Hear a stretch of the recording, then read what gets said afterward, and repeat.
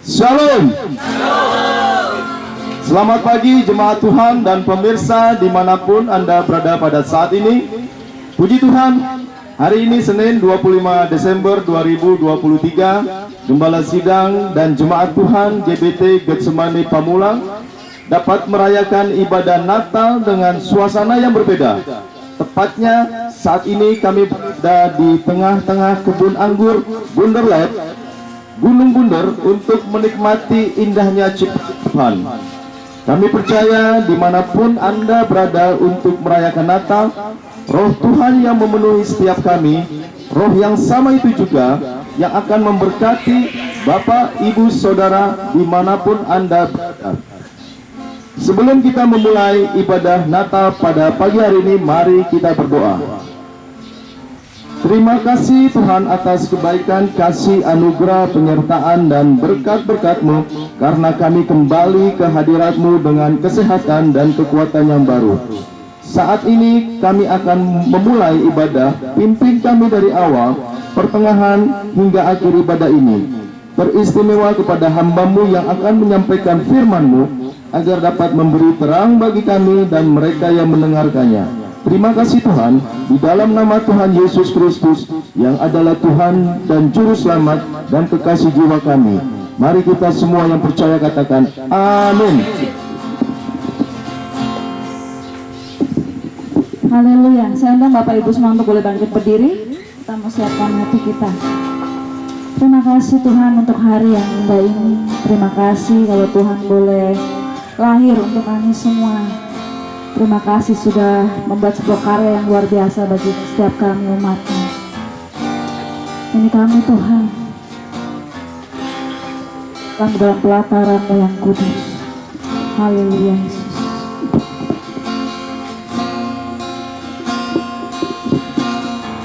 Terima kasih Tuhan.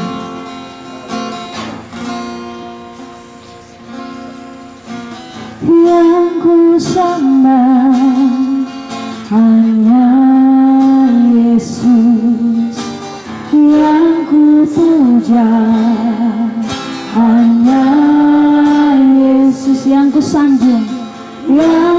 sanjung hanya Yesus, sebab aku, sekali katakan yang ku sembah, yang ku sembah hanya Yesus, yang ku puja hanya Yesus, yang ku sanjung hanya Yesus, sebab aku, katakan Yesus kau Allahku, Yesus kau Allahku, Yesus engkau Tuhanku, engkau Tuhanku, Yesus engkau Rajaku, engkau Rajaku yang turun ke dunia.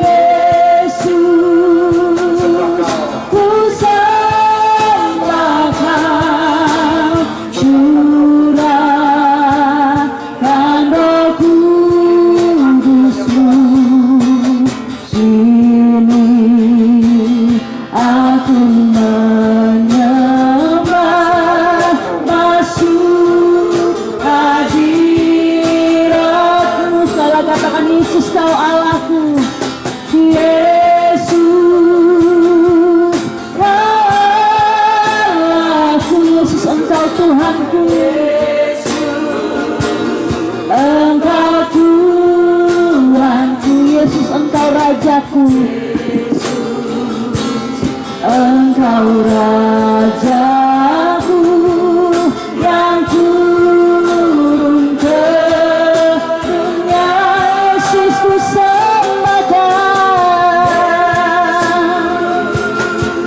ku sembah, kau curahkan Roh Kudus Tuhan,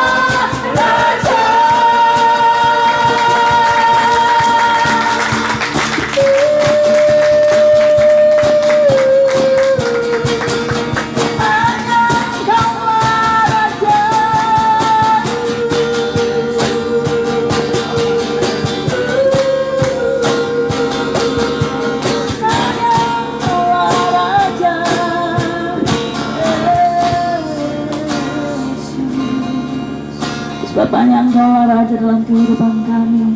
Biarlah hanya nama-Mu saja Tuhan yang senantiasa dimuliakan, senantiasa ditinggikan atas setiap kehidupan umat-Mu. Terima kasih Tuhan, kami mau memuji Engkau lebih lagi Tuhan, dengan setiap apa yang kami persembahkan pada pagi hingga siang hari ini semuanya boleh menyenangkan hati-Mu. Haleluya, amin. Shalom, puji Tuhan, saudaraku, tetap berdiri kita. Hari ini hari yang luar biasa, bukan suatu kebetulan kalau kita ada di tempat ini, kita bisa bertemu satu dengan yang lain. Itu suatu anugerah Tuhan, karena kita bersuka cita. Hari ini adalah hari yang sangat istimewa, bahwa kita bisa merayakan Natal. Hari Natal, hari kelahiran Tuhan kita Yesus Kristus, yang menjadi momen yang sangat berharga buat kita. Mari sama-sama kita akan pujikan satu pujian. Hari ini ku rasa bahagia.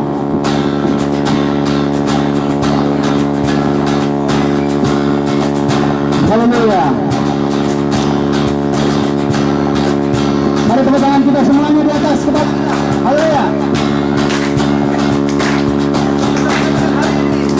Hari ini ku rasa bahagia, berkumpul bersama saudara seiman.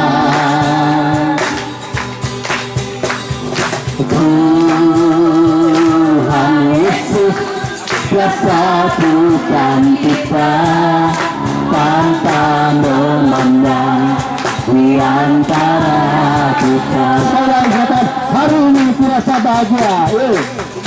Hari ini ku rasa bahagia, berkumpul bersama saudara seiman. Karena Tuhan Yesus yang menyatukan kita semua. Tuhan Yesus telah satukan kita tanpa memandang di antara kita.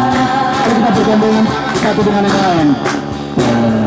Bergandengan tangan, haleluya, dalam kasih, dalam satu hati, berjalan dalam terang kasih Tuhan. Sambung saudara, kau sahabat juga saudaraku.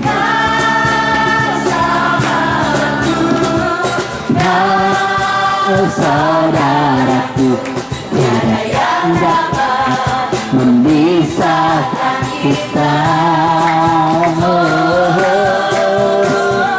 Kau sahabatku, kau saudaraku, tiada yang dapat memisahkan kita. Hari ini, hari ini ku rasa bahagia, berkumpul bersama saudara seiman. Tuhan Yesus telah satukan kita tanpa memandang para kita.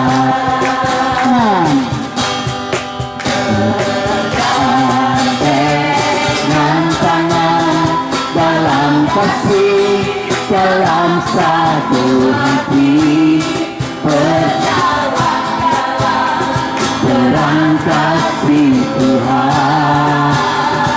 Haleluya, kau sahabatku, sahabatku, kau saudaraku, tiada yang dapat memisahkan kita.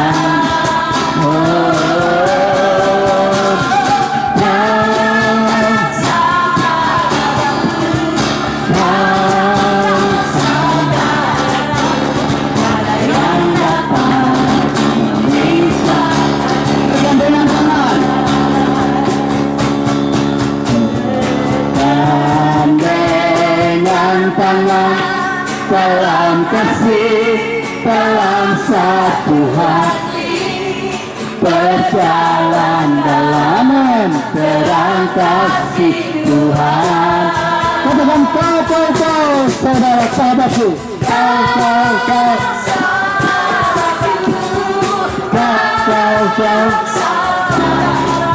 Tiada yang dapat memisahkan kita.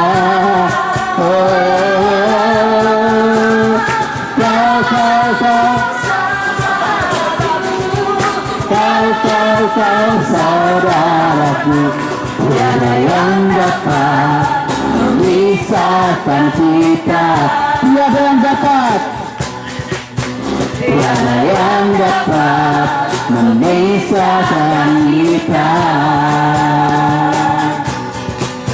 Tiada yang dapat memisahkan kita. Bertemu dalam kasih-Nya, bertemu dalam kasih-Nya, amin. Berkumpul dalam anugerah-Nya, bersuka cita semua di dalam dalam kasih-Nya. Bertemu dalam kasih-Nya, berkumpul dalam anugerah-Nya, bersuka cita semua di dalam rumah Tuhan. Oh saudaraku dan saudariku, Tuhan cinta dan mengasihi. Mari bersuka cita semua di dalam rumah Tuhan. Oh saudaraku dan saudariku, Tuhan cinta dan mengasihimu. Mari bersuka cita semua di dalam rumah. Katakan ku kasih kau dengan kasih Tuhan. Dengan kasih Tuhan, haleluya. Ku kasih kau dengan kasih Tuhan. Lihat wajah kanan kiri saudara. Lihat wajahmu, haleluya.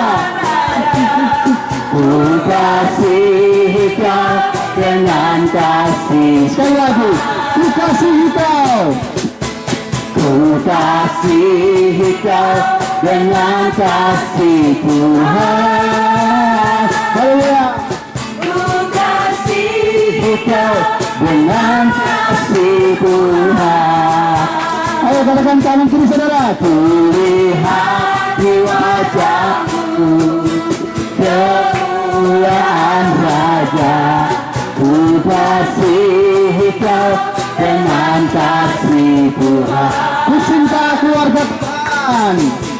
Ku cinta keluarga Tuhan. Terjalin mesra sekali, amin. Semua saling mengasihi, betapa senang ku menjadi keluarganya. Saya lagi, ku cinta keluarga Tuhan, yuk. Ku cinta keluarga Tuhan, amin, haleluya. Terjalin mesra sekali, semua saling mengasihi, betapa senang ku menjadi keluarganya Tuhan. Dalam Yesus kita bersaudara. Dalam Yesus kita bersaudara, amin, haleluya. Dalam Yesus kita bersaudara, sekarang dan selamanya. Dalam Yesus kita bersaudara. Dalam Yesus ada sukacita, haleluya. Ada sukacita, haleluya. Dalam Yesus sukacita. Dalam Yesus ada sukacita, sekarang dan selamanya. Dalam Yesus ada sukacita. Dalam Yesus ada sukacita. Dalam Yesus ada sukacita. Sekali lagi, dalam Yesus. Dalam Yesus ada sukacita. Haleluya. Haleluya, silakan berdiri. Salam baca-baca yang sukacita luar biasa. Puji Tuhan. Haleluya.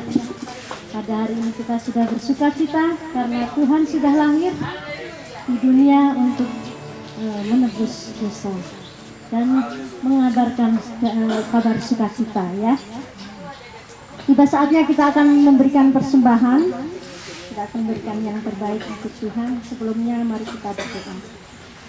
Terima kasih Tuhan Yesus, kami mengucap syukur kalau pada hari ini kami boleh berkumpul di tempat ini, bersukacita, memuji, memuliakan nama-Mu. Terima kasih Tuhan, kami sudah banyak menaikkan puji-pujian, kiranya apa yang kami persembahkan pada hari ini boleh berkenan di hadapan-Mu dan boleh menyenangkan hati-Mu Tuhan. Sebentar kami akan berikan persembahan Tuhan, sucikan kuduskan tangan-tangan kami, kiranya apa yang kami berikan boleh berguna untuk pekerjaan-Mu di tempat ini. Terima kasih Tuhan, di dalam nama Tuhan Yesus kami sudah berdoa dan mengucap syukur. Haleluya, amin. Hai, mari berhimpun.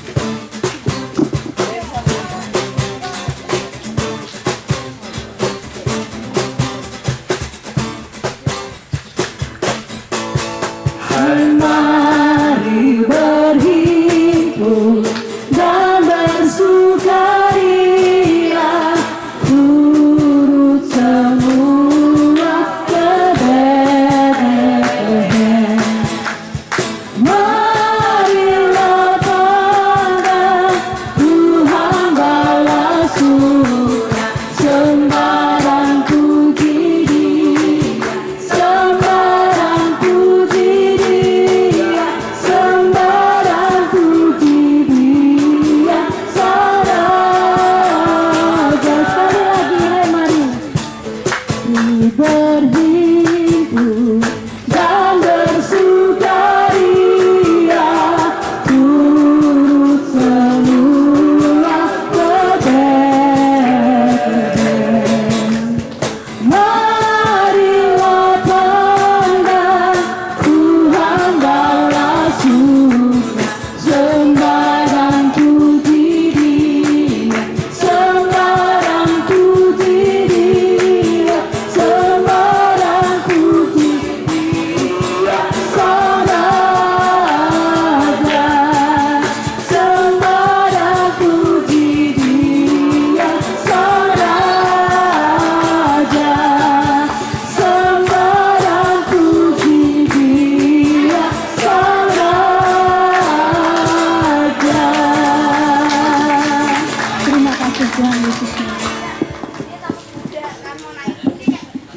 Haleluya, kita mau siapkan hati kita untuk mendengarkan firman Tuhan. Kembali saya undang Bapak Ibu Saudara untuk boleh bangkit berdiri.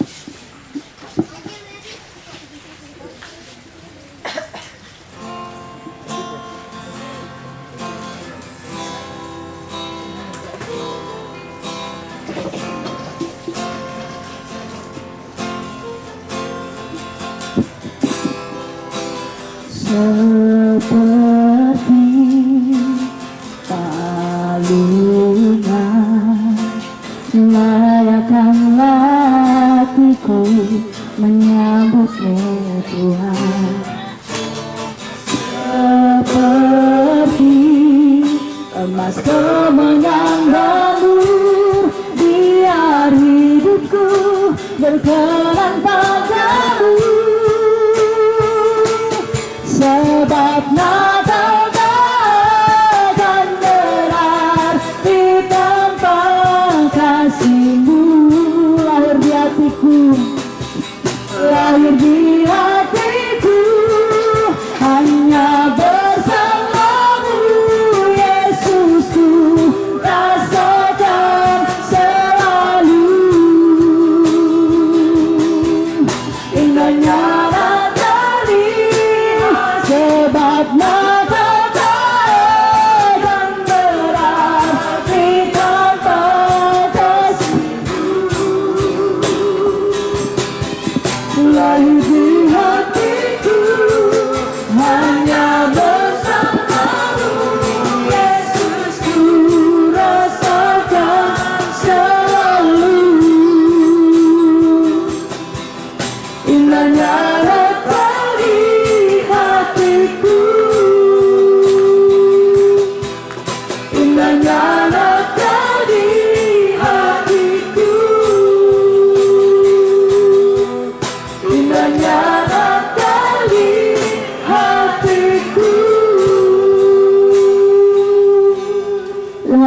Bapa, kalau Engkau telah hadir di dalam kehidupan kami, mengisi seluruh kehidupan kami, untuk itu Bapa, biarlah Engkau tetap merajai seluruh kehidupan kami sampai pada kesudahannya.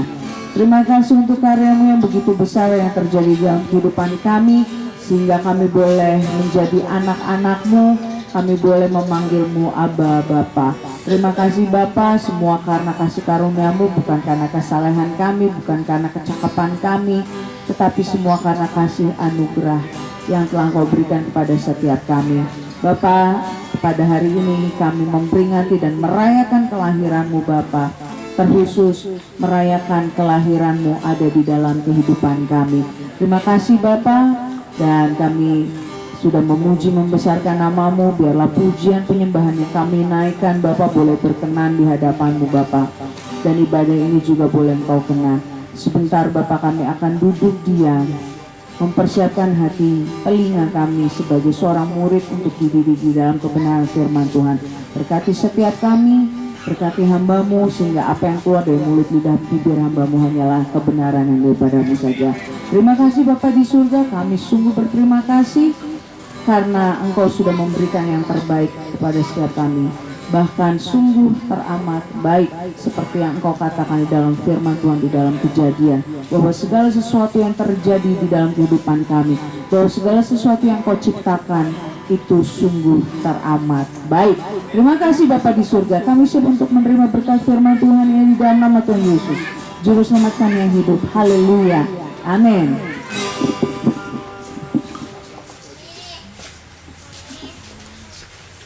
Cek, ya.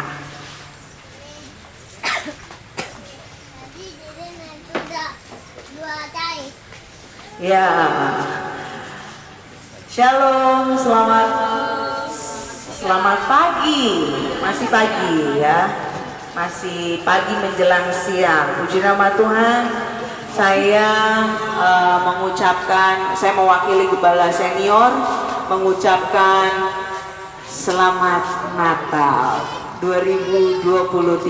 Tuhan Yesus menyertai dan memberkati kita semua. Amin.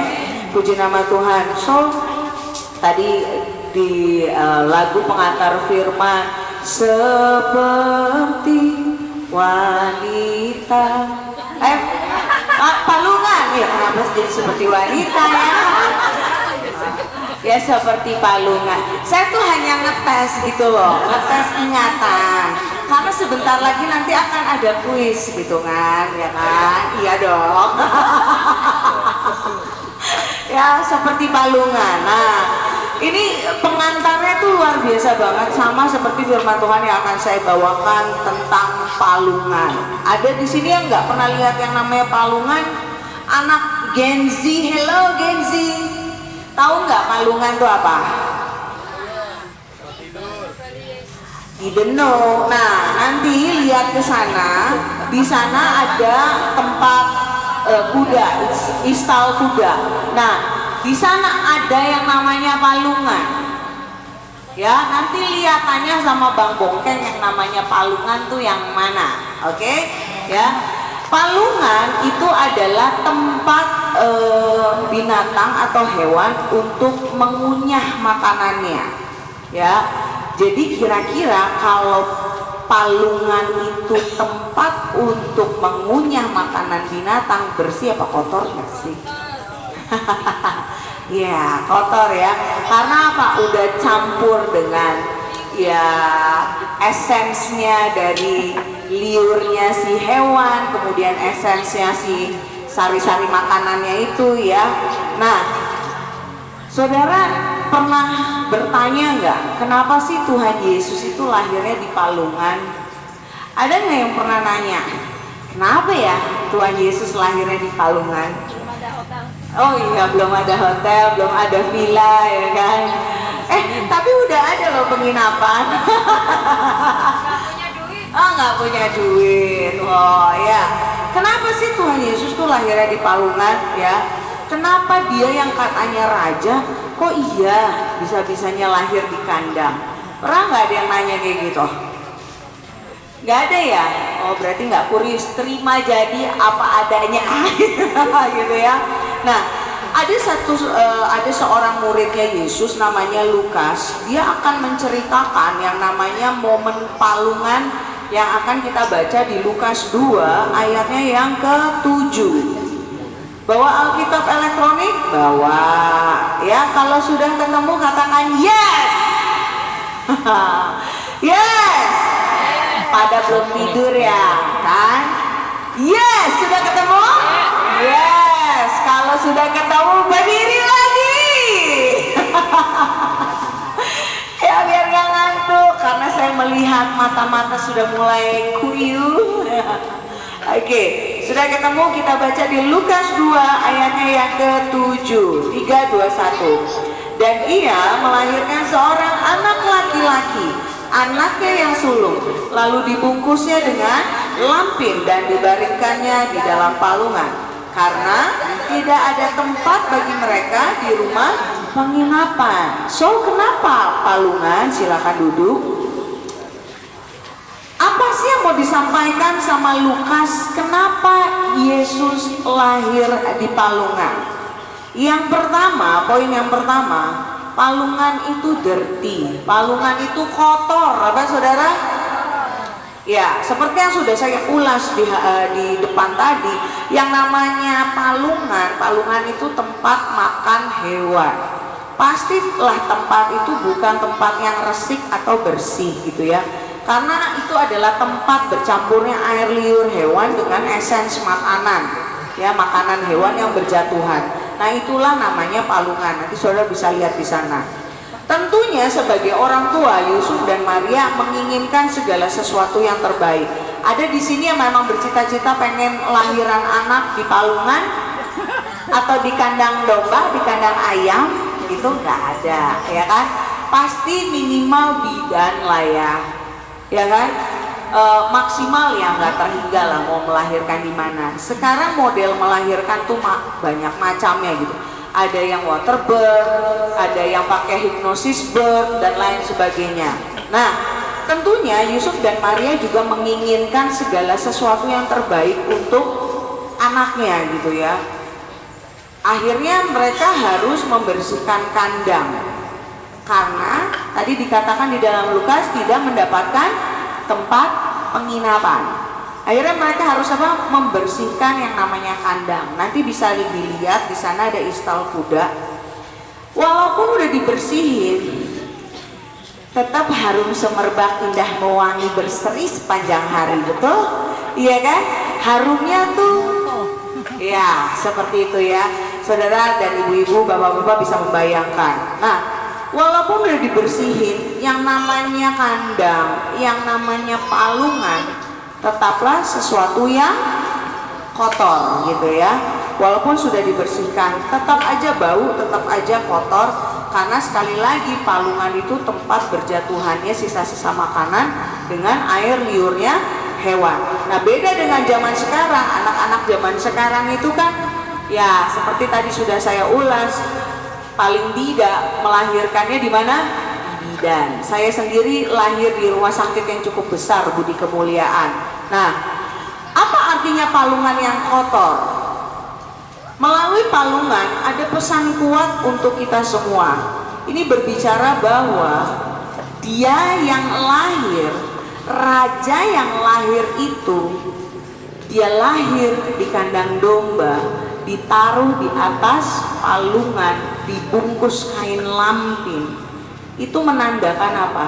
Bahwa Allah kita, dia nggak anti terhadap kekotorannya kita. Amin. Seberapa kotor kehidupan kita, dia tetap Tuhan yang akan cari saudara dan saya. Karena kita sekali lagi ingat yang kemarin, kita dimensi kecil, ya. Kita nggak bisa melampaui dimensi surgawi. Oleh sebab itu, karena Allah kita tuh tahu bahwa kita nggak bisa menggapai Dia yang adalah Maha Kudus, makanya Dia sendiri menembus segala batas ya untuk apa? Datang secara pribadi berjumpa dengan bapak-bapak dan ibu-ibu juga saudara sekalian. Kalaupun hanya ada satu ibu Tika, saya yakin dan percaya Tuhan Yesus akan tetap turun untuk satu ibu nikah. Amin.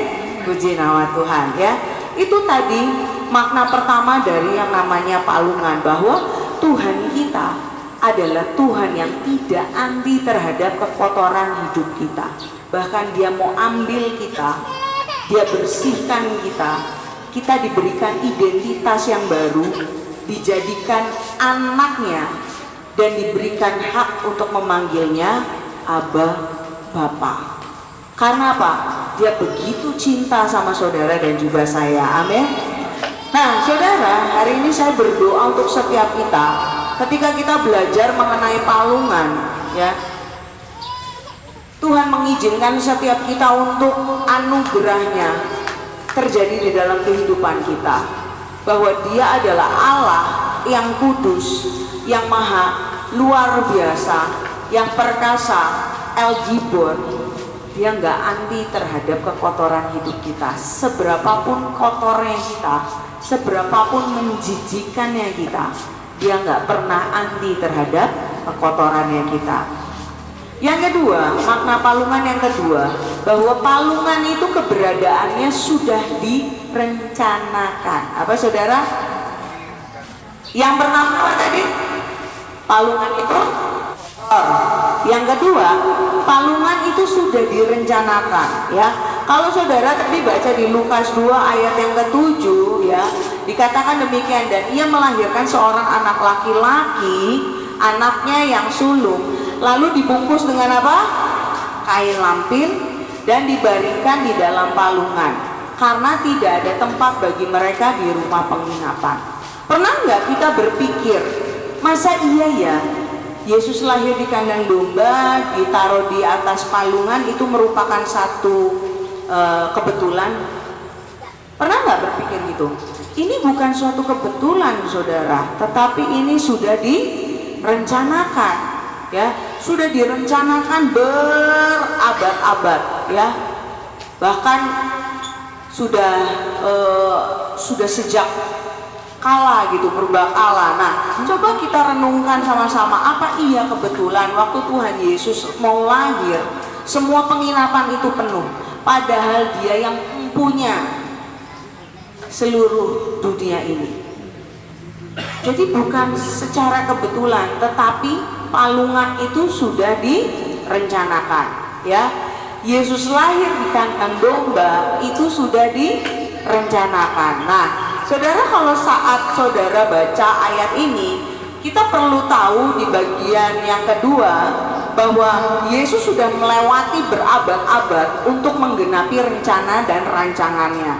Nah, salah satu rancangannya atau rencananya adalah tentang kelahirannya Yesus, ya. Nah, ini pernah dinubuatkan oleh seorang nabi, namanya Nabi Mika. Siapa saudara? Nabi Mika. Mika adalah seorang nabi yang pernah bernubuat tentang kelahirannya Yesus. Sama-sama kita baca di Mika 5 ayatnya yang kedua. Mika 5 ayatnya yang kedua. Sudah ketemu semua? Kalau sudah ketemu, katakan yes. Mika 5 ayat yang kedua. Sudah? Kalau sudah ketemu, disimak sama-sama, saya akan membacakannya untuk saudara semua. Mika 5 ayat yang kedua. Tetapi engkau, hai Bethlehem Efrata, hai yang terkecil di antara kaum-kaum Yehuda, daripadamu akan bangkit bagiku seorang yang akan memerintah Israel, yang permulaannya sudah sejak purba kala, sejak dahulu kala. Nah, Mika 5 ayat yang kedua ini berbicara tentang nubuatan kelahirannya siapa? Yesus. Nah, kalau saudara tanya ke saya, Pastor Lid atau Lid, emang jarak dari si Nabi Mika sampai di momen palungan itu di Lukas 2 itu jaraknya berapa lama? Kurang lebih itu ada sekitar 700 tahun. Itu bukan waktu yang singkat, ya. Tetapi perhatikan baik, semuanya tuh inline, ya. Rencana dan rancangannya Tuhan itu semuanya inline. Kebayang nggak 700 tahun yang lalu sudah ada orang yang menubuatkan bahwa akan lahir seorang raja di kota Bethlehem, ya, yang terkecil daripada bangsa-bangsa atau suku Yehuda gitu ya, dari kaum Yehuda. Wow, 700 tahun yang lampau, kemudian dibuktikan 700 tahun mendatang, yaitu dengan kelahirannya Yesus Kristus di kota Daud, yaitu di Bethlehem, Yehuda. Nah saudara, berarti sebelum 700 tahun Yesus lahir, orang yang namanya Mika sudah menubuatkan tentang kelahirannya siapa? Yesus. Artinya yang namanya palungan itu bukan secara kebetulan, tetapi sudah direncanakan. Oleh siapa? Siapa lagi? The Great Creator adalah Allah kita. Amin. Puji nama Tuhan ya. Jadi makna palungan yang kedua, bahwa palungan itu sudah direncanakan. Demikian juga dengan kehidupan kita. Kehidupan saudara dan saya sudah direncanakan. Ya. Bahkan dia merajut kita ketika kita ada di dalam, kita sudah dipilih ketika kita ada di dalam kandungan orang tua kita. Wow, ya, makanya dikatakan di dalam kitab Kejadian bahwa kejadian kita tuh ajaib, bahwa segala sesuatu yang Tuhan ciptakan dikatakan apa? Sungguh teramat baik. Jadi jangan pernah merasa kehidupan kita, aduh aku nih banyak dosa, aku ini udah banyak berbuat kesalahan, aku nggak layak.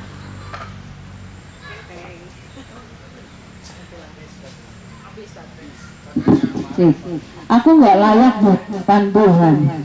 Sekali lagi, palungan itu kotor, dan Tuhan kita adalah Tuhan yang tidak anti terhadap kekotoran hidup kita.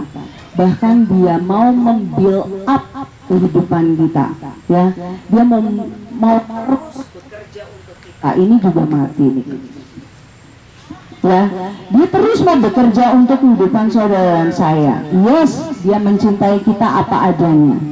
Tetapi ingat saudara bahwa Tuhan kita bukan Tuhan yang apa adanya. Dia mau membuild up setiap kita menjadi orang-orang yang luar biasa. Amin. Katakan, saya luar biasa. Saya luar biasa.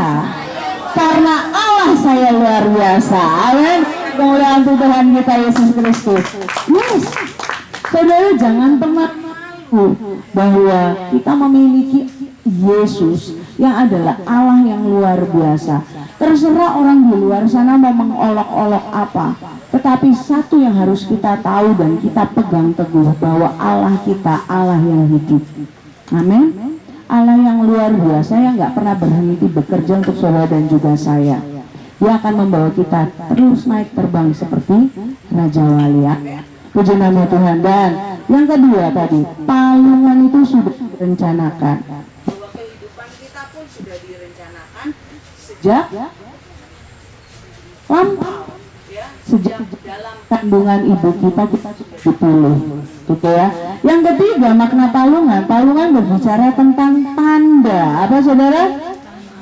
Tentang tanda. Nah, setelah Yesus lahir, ada momen di mana gembala datang untuk melihat apa? Bayi Yesus, ya. Nah, bagaimana para gembala ini tahu ada bayi yang baru lahir dan dia adalah raja yang akan datang, gitu. Bagaimana para gembala ini tahu? Ada yang tahu? Nanti dapat hadiah dari Pak Puji.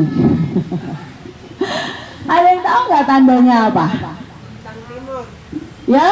Nah, coba baca di Lukas 2 ayatnya yang ke-12. Lukas 2 ayatnya yang ke-12 sudah ketemu, saya akan bacakan untuk saudara semua. Dan inilah tandanya bagimu, kamu perhatikan baik, akan menjumpai seorang apa? Tanda pertama, seorang bayi dibungkus dengan tanda kedua dan terbaring di dalam tanda ketiga, ya. Jadi perhatikan baik, tandanya ada bayi yang dibungkus kain lampin dan terbaring di dalam palungan. Jadi kalau gembala itu melihat ada bayi dibungkus kain lampin tapi ditaruhnya di kasur, di spring bed, itu bukan bayi Yesus. Iya, ya. Atau ada bayi dibungkus kain lampin tapi di dalam penginapan, itu bukan bayi Yesus. Jadi tandanya apa? Ada bayi dibungkus kain lampin Terbaring di dalam palungan. Itu tandanya, karena zaman dulu belum ada phone. Ya, jadi mereka diberikan pencerahan oleh para malaikat bahwa ada bayi yang lahir ya di kandang, dibungkus kain lampin dan terbaring di dalam palungan. Itulah tandanya. Jadi palungan itu tanda. Ya saudara ya, palungan itu tanda. Berarti di momen itu palungan dipakai sebagai tanda yang membedakan raja yang baru lahir itu dengan bayi-bayi yang biasa. Nah, inilah bedanya raja di atas segala raja.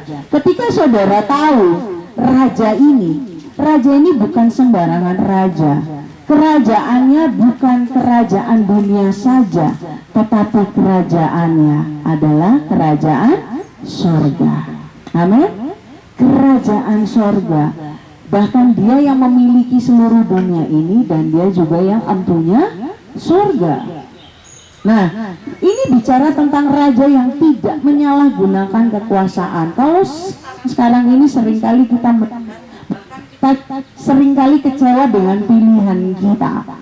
Dulu tak pikir si calon A ini keren loh, jujur loh, bisa ini loh, sesuai dengan keinginan rakyat. Tapi dengan waktu mereka orang-orang yang mungkin abusive power gitu ya kan, mereka bekerja dengan abusive karena mereka punya kekuasaan, mereka abusive kita dan lain sebagainya, sehingga ya tidak ada kesesuaian akhirnya ya. Tetapi raja ini adalah raja yang tidak memerintah dengan abusive power, tidak menggunakan kekuasaannya untuk menekan orang lain, tetapi raja yang lahir ini dia adalah raja yang menebarkan kasih ya, yang mau dekat dengan rakyatnya, yang mau dekat dengan ciptaannya, yaitu siapa? Yesus Kristus. Amin saudara. Nah, dalam hal ini palungan juga berbicara soal apa? Kepemimpinan, tanda kepemimpinan Yesus. Yesus tidak pernah memimpin dengan abusive power. Tapi Yesus pernah marah loh, bukan? Yes, dia marah di bait suci. Bahkan dia sampai getting physical, dia bikin cambuk sendiri. Why then? Kenapa Tuhan Yesus bisa sebegitu marahnya? Karena bait Allah disalahgunakan, dijadikan sarang penyamun. Ya, akhirnya apa? Tuhan Yesus marah. Tapi sebenarnya konteksnya adalah gini, kenapa waktu itu Tuhan Yesus marah? Karena proses sistem untung rugi, sistem perdagangan itu hadir di dalam bait Allah. Makanya bawa sampai pelayanan juga jadi matematika. Ya, hitung untung rugi, hati-hati, jangan sampai Tuhan Yesus getting physical sama kita. Nggak akan ada yang tahan. Ya, nah saudara, jadi ini adalah tanda kepemimpinannya Yesus, bahwa Yesus bukanlah raja yang memerintah dengan abusive power, tetapi dia rangkul setiap kita. Ingat sekali lagi rumus yang pertama, dia nggak anti terhadap kekotoran hidup kita. Amin. Dia adalah Allah yang setia dan adil. Ketika kita mengaku bersalah, kita bertobat dengan sungguh, maka dia akan menyucikan seluruh kehidupan kita. Amin. Puji nama Tuhan. Dan tanda yang keempat, palungan membawa kemuliaan. Saudara, ada satu hal yang luar biasa yang terjadi di sekitar palungan dan di kandang domba tempat Tuhan Yesus lahir kala itu. Sama-sama kita baca di dalam Lukas 2 ayatnya yang ke-13 sampai 14. Lukas 2 ayat yang ke-13 dan 14 saya akan bacakan untuk saudara. Saudara boleh simak sama-sama. 3, 2, 1. Dan tiba-tiba, perhatikan baik, tampaklah bersama-sama dengan malaikat itu apa? Sejumlah besar bala tentara sorga yang apa? Memuji, yang sedang apa? Nyanyi, memuji Allah. Pujiannya kurang lebih seperti apa? Kemuliaan bagi Allah di tempat yang maha tinggi, dan damai sejahtera di bumi di antara manusia yang berkenan kepadanya. Nah saudara, bayangkan di dalam kandang dan di dalam palungan ada malaikat, ada bala tentara sorga. Bukan satu atau dua orang loh, tetapi dikatakan apa? Bala tentara surga. Berarti ada sejumlah besar makhluk yang sedang memuji Allah. Di kandang, di dalam palungan. Itu kandang dan di situ ada palungan. Bayangkan di situ ada malaikat hadir, ada sejumlah besar bala tentara surga hadir, kemudian mereka kurang lebih kayak kita tadi memuji-muji Tuhan di kandang. Spesial banget loh, spesial sekali ya. Perhatikan dikatakan apa? Kemuliaan bagi Allah di tempat yang maha tinggi. Kemuliaan bagi Allah di tempat yang maha tinggi. Bagaimana bisa namanya kandang di dalam palungan kok kemuliaan? Dari mana kemuliaannya? Seringkali kita nggak berpikir sampai situ. Dari mana kemuliaan? Kok orang bisa ngomong ada lahir di kandang, ditaruh bukan di kasur yang empuk, di tempat yang dirty place gitu, bau, stink. Terus bisa dikatakan kemuliaan. Wow deh.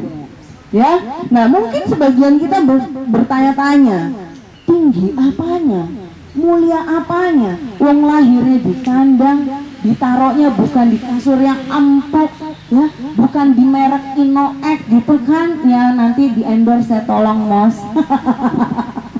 Ya kan, bukan di Inoek yang empuk, yang enak, yang bikin orang tertidur pulas. Enggak loh, lahirnya di dalam palungan yang mungkin kayunya nggak disekap, iya kan?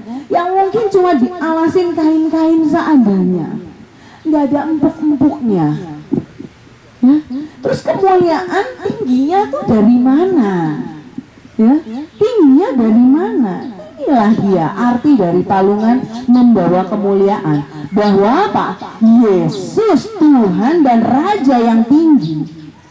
Dia memerintah dari yang rendah sampai yang tinggi, dari yang tinggi sampai yang rendah, semua dia jangkau.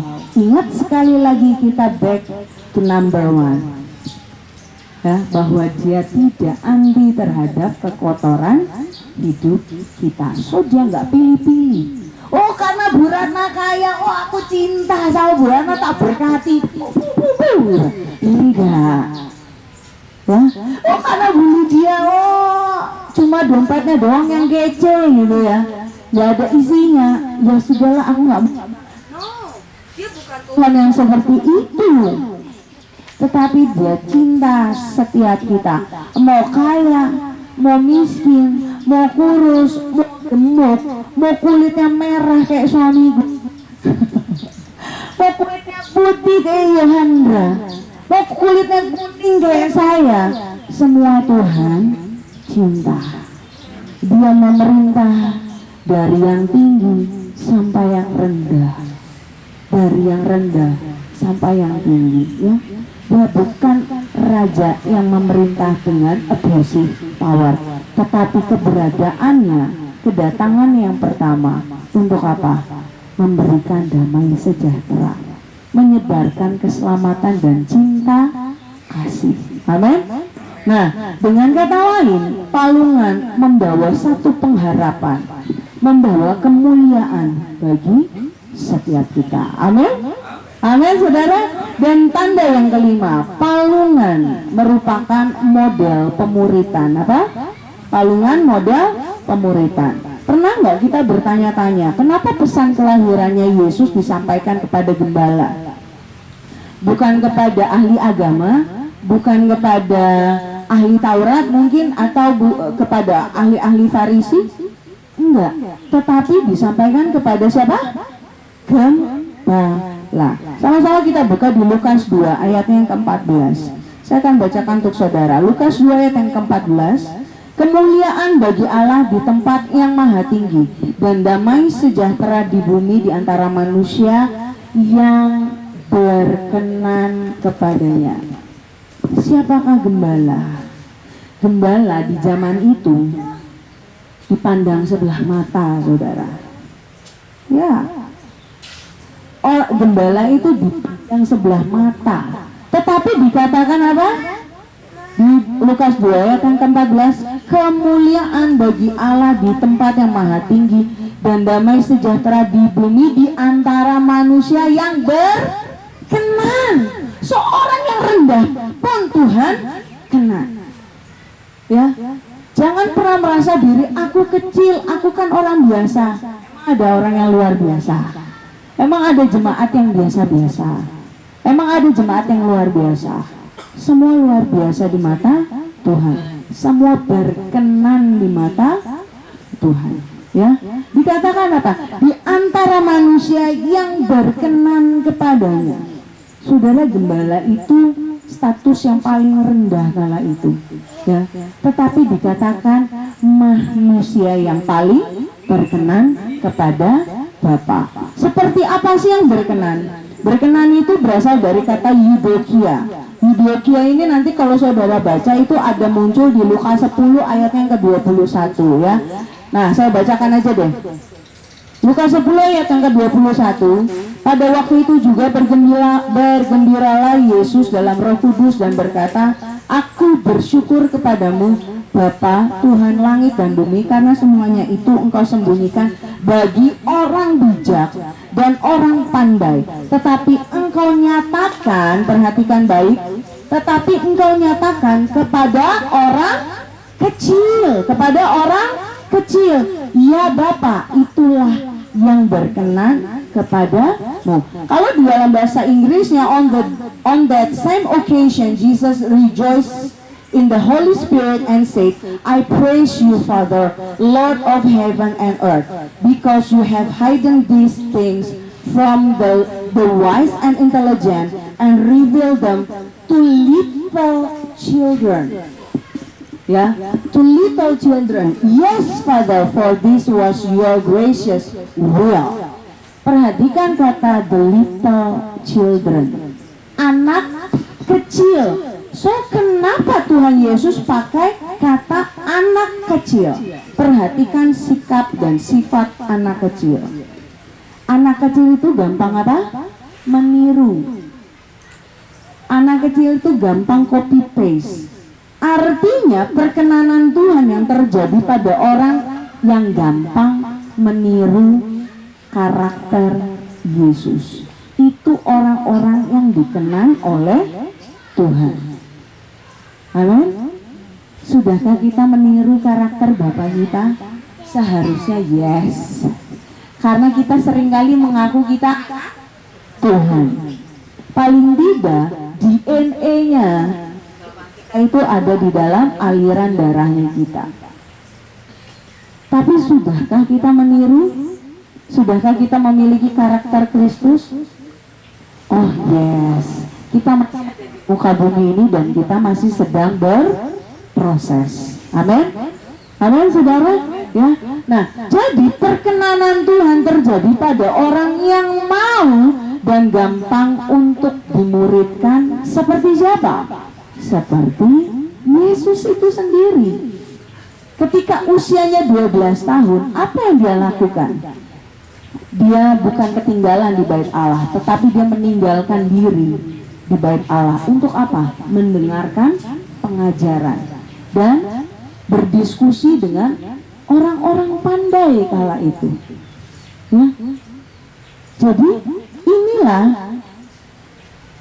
Tuhan Yesus sendiri mau dimuridkan. Masakah kita anak-anaknya tidak mau dididik di dalam kebenarannya firman Tuhan? Kadang saya seringkali miris melihat orang yang datang ke gereja hanya cuma mau dengar pujian penyembahannya saja. Begitu firman Tuhan keluar semua. Pernah ketemu dengan drama yang seperti itu? Atau ada juga yang kayak gini? Saya pernah satu kali saya jadi asyar di satu gereja. Kemudian sudah mulai ibadah gitu ya. And then ada lift, pintu lift terbuka, ada sepasang suami istri datang. Udah mulai ya sis? Oh iya sudah mulai, sebentar lagi mau firman. Yang firman siapa? Oh Bapak A. Oh Bapak A ya? Gak usah deh, imam kita balik lagi. Ya, nggak mau mendengarkan, niatkan. Jangan pernah melihat siapa orangnya.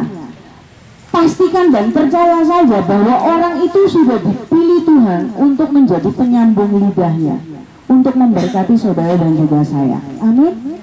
Karena yang dia ucapkan, apa yang dia sampaikan, itu isi hatinya Bapa kita. Seringkali Bapak Ibu anaknya nakal, kalau sama kita ngomongin atau nasihatin udah imun untuk anak. Kita boleh nitip sama mungkin oma opanya, sama mungkin gurunya. Bu, oma opa boleh nggak nasehatin anak ini? Karena buat saya, kalau saya nasehatin dia udah imun. Pernah kayak gitu? Pernah ya? Nah, ini kan satu cara. Sama ketika Tuhan menunjuk Bu Melia untuk membawakan renungan ini, itu sudah ditunjuk Tuhan. Untuk apa? Menjadi perpanjangan lidahnya dia. Untuk apa? Menceritakan isi hatinya Tuhan. So jangan pernah melihat, oh karena dia pendeta besar, lari ke sana. Oh karena pendeta itu penuh dengan nubuatan, ayo kita ke sana. Oh ada miracle healing dan lain sebagainya, ayo kita ke sana. Saudara, semua diberikan apa? Kuasa yang sama, roh yang sama, Tuhan yang sama, yang ada bahkan hadir berjalan bersama-sama dengan roh kita. Lalu kenapa masih ada perbedaan-perbedaan itu? Oh di sana kan gereja kecil, pendetanya pendeta kecil, aku mah nggak level sama pendeta kecil. Ingat, dia juga Tuhan. Dia dipilih dan diurapi Tuhan untuk menjadi perpanjangan lidahnya Tuhan di muka bumi. So yang dia bawakan adalah isi hatinya Tuhan. Tentu yang seturut dengan kembali lagi ke asal, yaitu firman Tuhan. Kalau nggak seturut dengan firman Tuhan, itu dipastikan bukan dari Tuhan. Amin. Ya. Nah, anak kecil ini mau dididik, sikapnya dan sifatnya mau dididik, ya gampang meniru. So palungan itu juga berbicara tentang apa? Pemuritan, bahwa kita harus mau dididik di dalam kebenaran firman Tuhan. Makanya selalu saya katakan kebenaran firman Tuhan, bukan kebenaran siapa yang khotbah. Ya, kalau kebenaran siapa yang khotbah, bisa saja saya memaksakan pendapat saya untuk diterima mentah-mentah kepada saudara. Tetapi yang kami sampaikan, para hamba Tuhan sampaikan adalah kebenaran firman Tuhan. Untuk setiap kita boleh dididik di dalam kebenarannya firman Tuhan. Dan kemudian kita untuk menyampaikannya lagi, terutama kepada orang-orang yang belum mengenal Yesus. Apa yang menjadi isi hati Yesus. Amin. Sehingga nggak ada lagi itu cemoohan, sehingga nggak ada lagi itu ujaran kebencian, karena mereka sudah menerima kasih yang daripada Tuhan. Bukan sumber kasih, tetapi Tuhan Yesus itu sendiri adalah kasih. So saudara, palungan adalah model pemuritan di mana kita semua diajar, dan kemudian kita bisa bilang gini, Jesus, I wanna be more like you. Aku ingin terus menjadi seperti Engkau, yang mau dengan setia, dengan kerendahan hatinya. Dia tahu loh di usia 12 tahun dia bukan anak biasa-biasa saja, tetapi dia mau menerima ajaran dari banyak orang.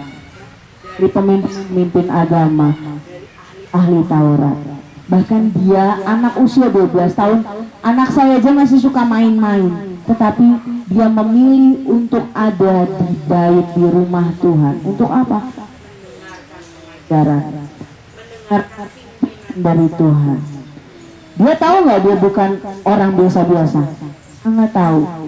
Tetapi dia sendiri mau dipimpin di dalam kebenarannya firman Tuhan. So, kita anak-anak Tuhan, teladanilah Bapa kita Yesus Kristus yang mau dengan kerendahan hati dididik oleh siapapun itu, mau yang pendetanya masih muda seperti saya, mau yang udah lansia. Dia adalah utusannya Tuhan. Untuk apa? Menyampaikan isi hati Tuhan. Amin. So, saudara, biar nggak lupa, saya recap. Apa itu arti palungan? Yang pertama, palungan itu kotor. Artinya bahwa Tuhan kita, dia mau menembus segala batas, ya, untuk berjumpa dengan kita. Dan dia nggak anti terhadap kekotoran hidup kita. Bahkan dia mau terus build up kehidupan kita. Dia nggak terima kita, dia terima kita apa adanya, tetapi dia nggak membiarkan kita menjadi apa adanya. Yang kedua, palungan itu udah direncanakan.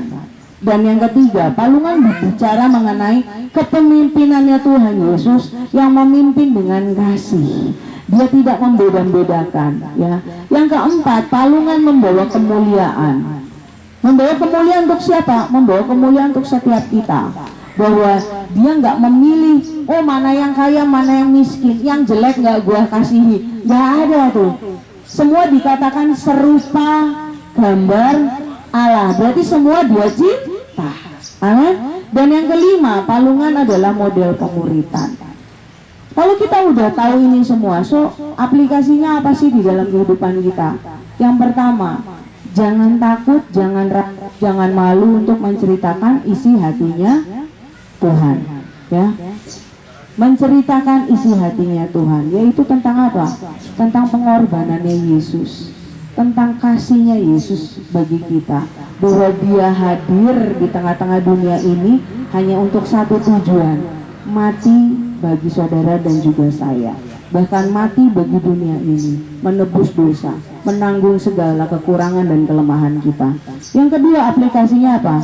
Yuk kita sama-sama belajar kepemimpinannya Tuhan Yesus. Ketika kelak kita dipercayakan sesuatu hal yang lebih, kita menjadi pimpinan, baik pimpinan keluarga, pimpinan satu perusahaan, pimpinan di lembaga pendidikan kita, entah itu Anda ketua OSIS kah atau ketua BEM kah, kita memimpin dengan kasih, bukan dengan abusive power. Oke, selamat hari Natal. Tuhan Yesus memberkati kita semua.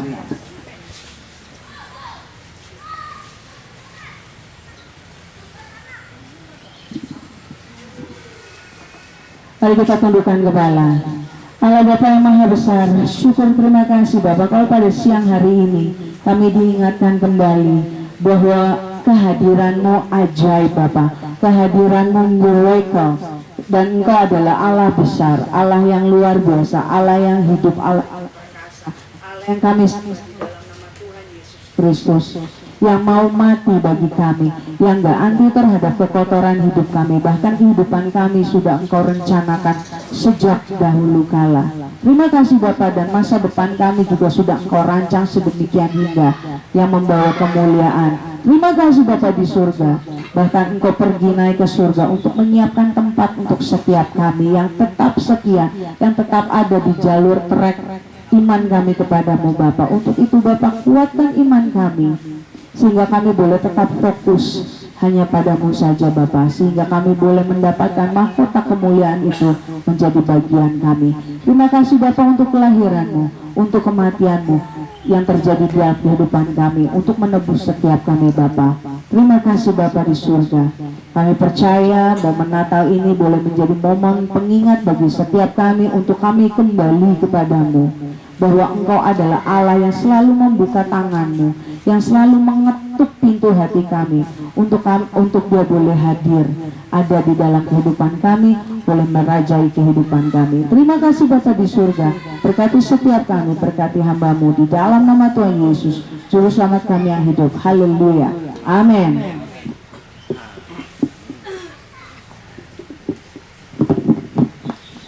Haleluya, puji Tuhan.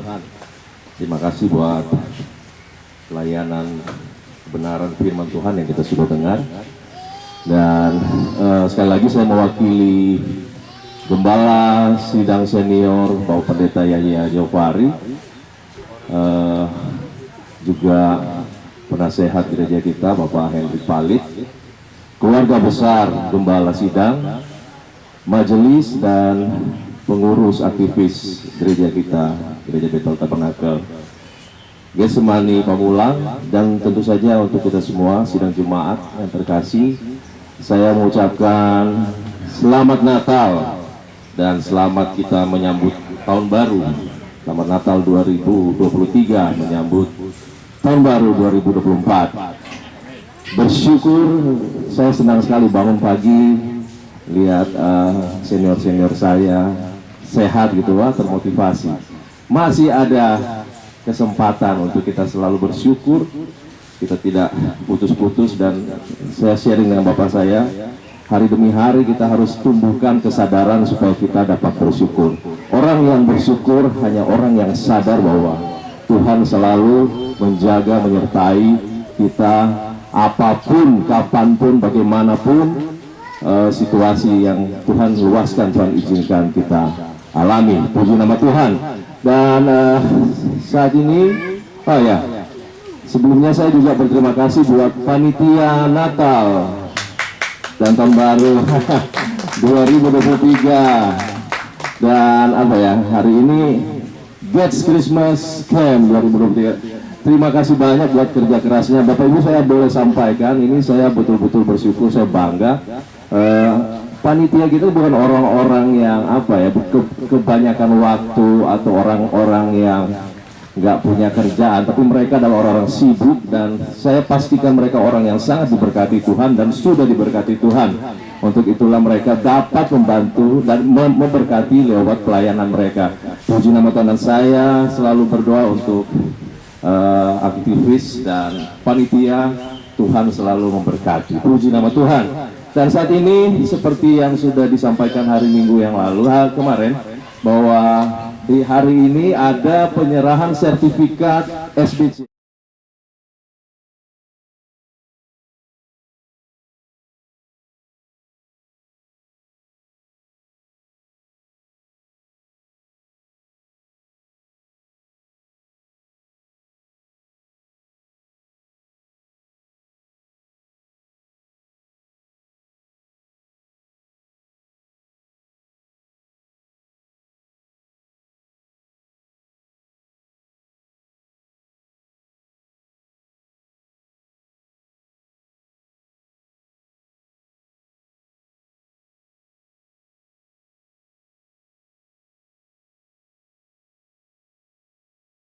Sertifikat untuk Bapak Ibu yang sudah mengikuti di batch yang kedua. Baik, saya panggilkan aja langsung atau? Susah begitu. Oh begitu, oke, baik. Ya, pertama. Ya, pertama sertifikat akan diberikan. Pertama mengucapkan selamat kepada alumni dari SBC kedua, kasih tepuk tangan dong. 6 bulan itu bukan waktu yang singkat loh, lumayan ya. Ayo, yang SBC 2 boleh maju ke depan. Pak Feris, Bruno Firman, Pak Nathan, Felix, Juandra, Amos mana Amos? Amos. Udah? Iya, gitu. Atau dikumpul. Oke. Nah, bapak-bapak, ibu-ibu, inilah wajah-wajah yang sudah mengikuti. Wajah-wajah sudah mengikuti self development class. Kasih tepuk tangannya dong. Nah, nanti bapak-bapak, ibu-ibu.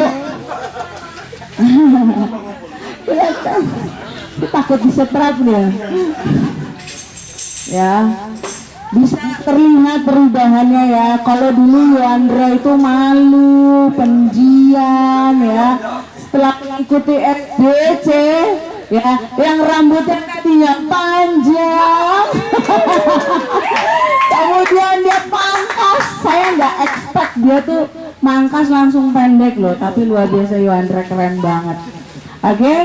Ya, inilah wajah-wajah yang orang-orang yang luar biasa, yang sudah dilatih, yang sudah dibimbing, yang sudah di treatment. Nanti bisa dilihat pre and postnya ya, pre postnya. Nah, dengan hormat nanti sertifikat akan diberikan oleh Bapak Hendrik Palit. Oke, yang pertama akan diberikan kepada Saudara Novirman Zai. Maju ke depan. Oke.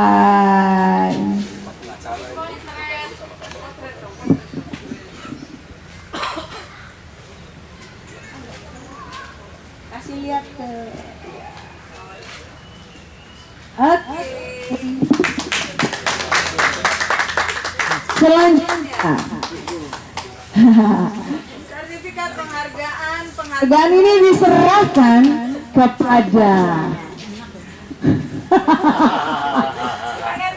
Verinus Zai. Ya.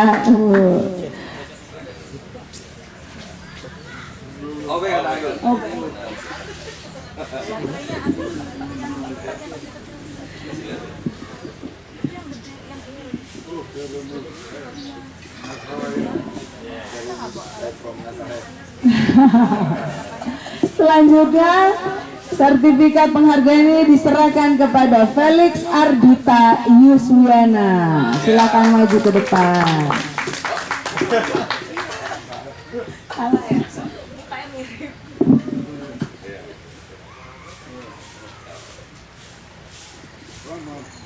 God bless.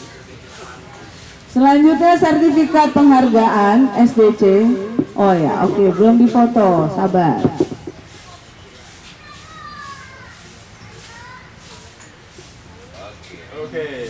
Oke, selanjutnya sertifikat penghargaan self development class diberikan kepada Bapak Nathan Yuswiana. Ini membuktikan bahwa belajar itu nggak harus untuk yang muda-muda. Terus sepuh gitu. Tapi sama yang senior juga boleh gitu ya. Oh, tahun. Baru.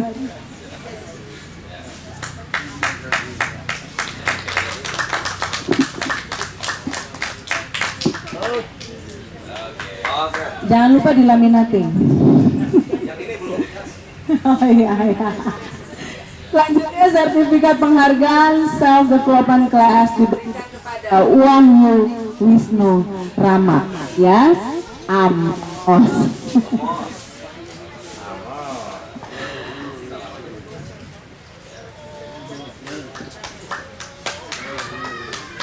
Ya.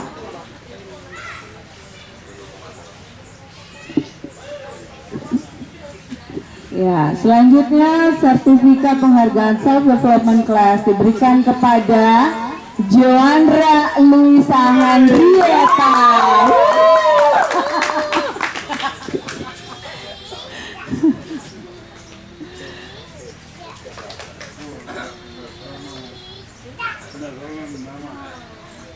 Oke.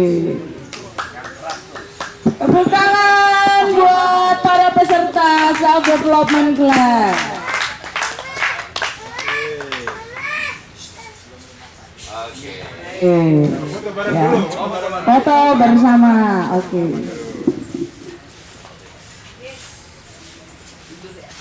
Sama yang SBC 1 dong, maju. Yuk, SBC 1 maju. Oh, ini dulu. Oke.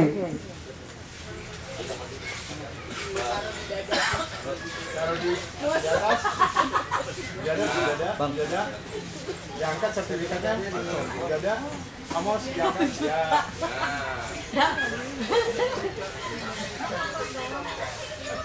kasih jempol ya.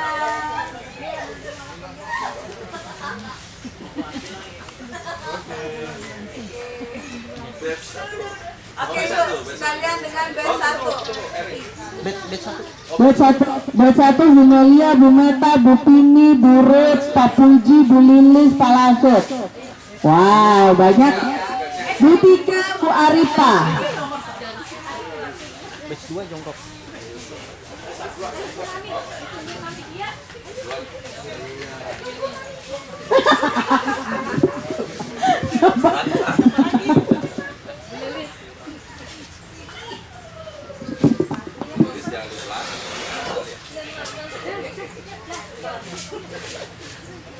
Ayo, inces, ayo inces.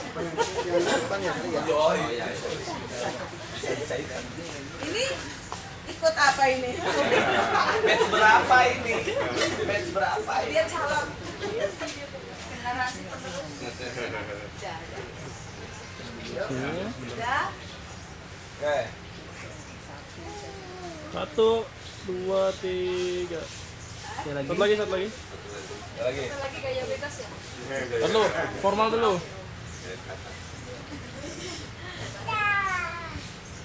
1, 2, 3. Sip, gaya bebas. Dorong Mas. Gaya bebas.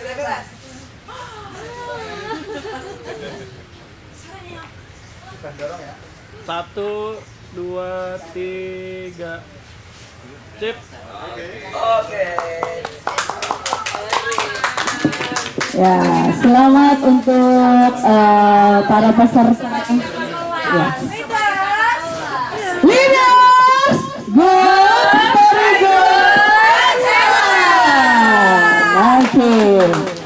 Doakan Bapak Ibu untuk program selanjutnya adalah Atomic Habit for Kids and for Teens. Jadi kita akan perkenalkan kembali budaya akhlak kepada anak usia dini dan juga remaja. Oke, kita akan mengakhiri ibadah kita pada siang hari ini.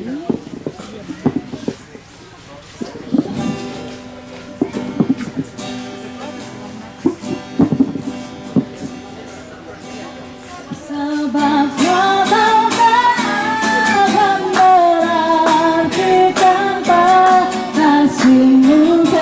kita bangkit berdiri. Lahir di hatiku hanya bersamamu, Yesus, ku rasakan selalu indahnya tadi. Sebab mata takkan berarti tanpa kasihmu. Lahir di hatiku hanya bersamamu, Yesus, ku rasakan selalu indahnya Natal di hatiku, indahnya Natal di hatiku, indahnya Natal di hatiku, indahnya Natal di hatiku. Doa berkati bersama. Aliran tangan kedua tangan kita mau menerima berkat yang daripada Tuhan. Berkat dari Allah Bapa, Allah Putra dan Allah Roh Kudus, yaitu Tuhan Yesus Kristus, menyertai kita mulai dari hari ini sampai Maranatha, Yesus datang kali yang kedua. Di dalam nama Tuhan Yesus, Juru Selamat kami yang hidup. Haleluya. Amin. Selamat Natal untuk kita semua. We wish you a Merry Christmas. We wish you a Merry Christmas. We wish you a Merry Christmas and Happy New Year.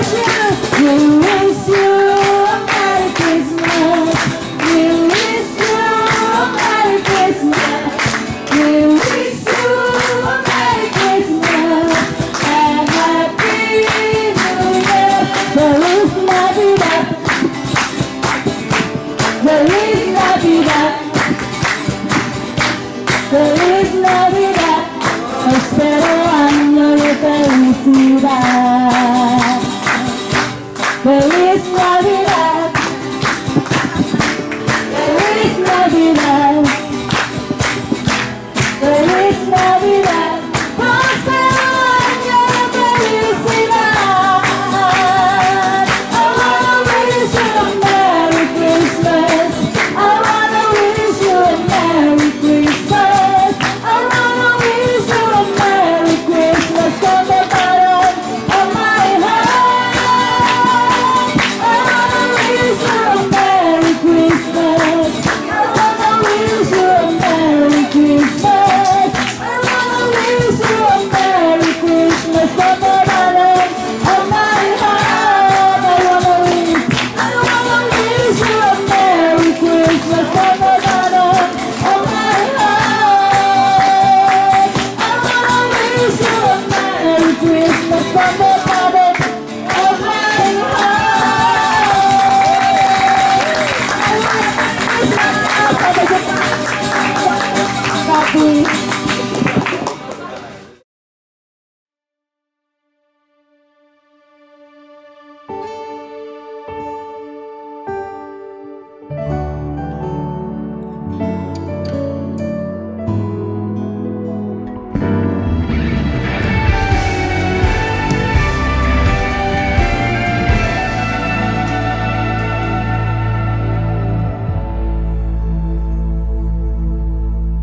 Saat ku pandang hidupku penuh dosa dan air mata, saat ku sandingkan kasih-Nya, pengorbananmu Yesus sanggup pulihkan hidupku.